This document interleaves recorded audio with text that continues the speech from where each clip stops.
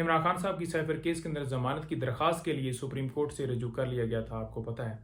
इसी तरह cipher case के अंदर ही जिस तरह से फ़र्द जुर्म लगाने की कार्रवाई की गई, उस सारी कार्रवाई को सुप्रीम कोर्ट में चैलेंज कर दिया गया है।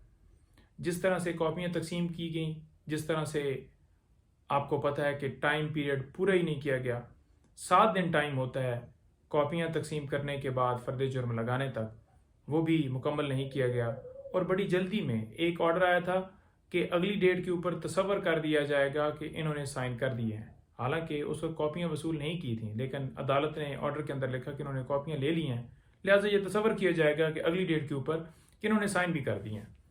तो उस कार्रवाई को सुप्रीम कोर्ट में चैलेंज कर दिया गया है। दूसरे नंबर पर आज एक दरख्वास्त थी लगी हुई।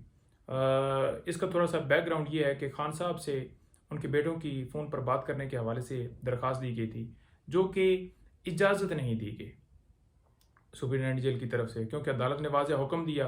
तो जब इजाज़त नहीं दी गई तो उसके ऊपर तौहीन अदालत की दरख्वास्त दायर कर दी गई। तौहीन अदालत की दरख्वास्त दायर हुई तो आज रिपोर्ट जमा करवाई गई है जेल अथॉरिटीज़ की तरफ से। वो कहते हैं जी कि ऑफिशियल सीक्रेट एक्ट के तहत जो मुलज़म होते हैं उनकी बात नहीं करवाई जा सकती। और दूसरा वो कहते हैं जी कि जनाब जेल मैनुअल के मुताबिक व्हाट्सएप कॉल जो है वो अलाउ नहीं है। तो दूसरे जो कैदी हैं उनको फिर किस तरह से अलाउ है। और ये भी बता दें कि 1978 का ये जेल मैनुअल है, तो उस वक्त तो व्हाट्सएप था ही नहीं। तो ये एक महज जो है वो बहाने बनाना कि उनकी बात जो है इस लॉ के तहत नहीं करवाई जा सकती, ये बुनियादी इंसानी हकूक़ की वाज़ह तौर पर, आपको आइन की वाज़ह तौर पर खिलाफ वर्जी नज़र आ रही है।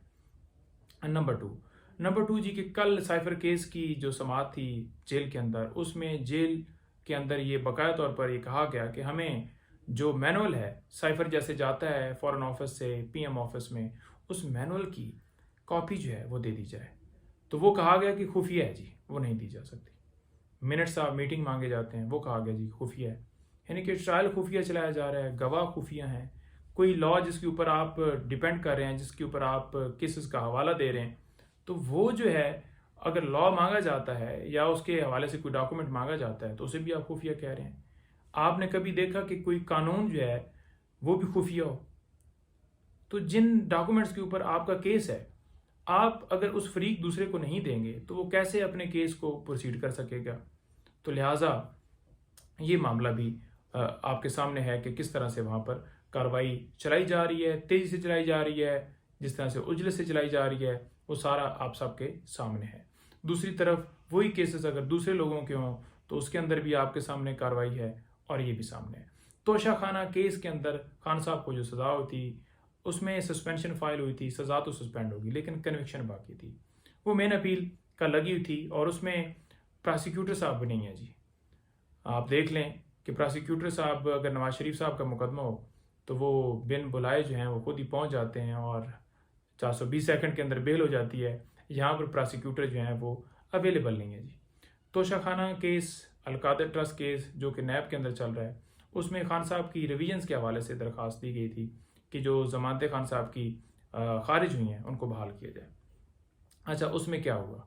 उसमें ये हुआ जी कि हमारी तरफ से हम तो पूरा पेश हुए, लेकिन वो कहते थे जनाब के जो इस वक्त का जो करंट यानी कि लॉ है, नैब ऑर्डिनेंस है, उसके मुताबिक जो है लिमिटेशन जो है वो बड़ा अहम मामला है और इन्होंने टाइम के अंदर जो है अदालत से रजू नहीं किया।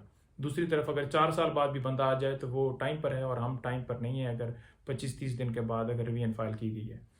तो अदालत ने ये कहा है कि ये तो कह रहे हैं कि जो करंट ऑर्डिनेंस है उसके मुताबिक जो है बिल्कुल जो है वो लिमिटेशन वाला मामला नहीं है, यानी कि हम तो लिहाजा उन्होंने कहा कि लॉ मिनिस्ट्री से वो ओरिजिनल जो है कॉपी मंगवाई जाए ताकि ये क्लियर हो जाए। अब अगली मंगल के लिए ये डेट फिक्स हुई है, तो उसके ऊपर देखते हैं फिर आगे क्या फ़ैसला आता है जी। बहुत शुक्रिया, थैंक यू।